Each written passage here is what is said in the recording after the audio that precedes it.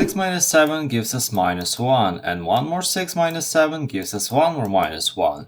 We have a multiplication between them, so we get 1. And this is not a correct solution. Of course, when we work with math equations, we also need to pay attention to the order of operations. But I guess you've seen a lot of PEMDAS videos and you want something new, so I'm going to show you a new method that is not that difficult, but it's pretty unique. We'll use a distribution property of the parenthesis and we'll multiply this minus 7 with this 6 and with this minus 7. Remember that we have minus 7 and not just 7. Because minus is not an operation, it actually belongs to the number itself. So okay, we won't do anything with 6 yet, we'll just rewrite it, 6, and then minus 7 times 6.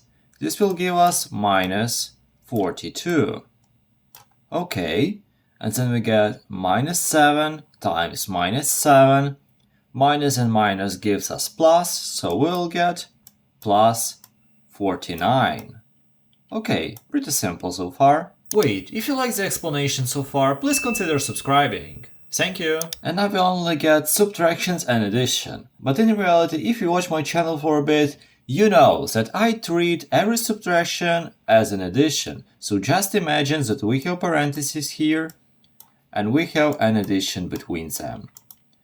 And if you imagine it like that, it's pretty easy to understand that we don't even need to do 6 minus 42 first. We can do the easier operation first. Minus 42 plus 49.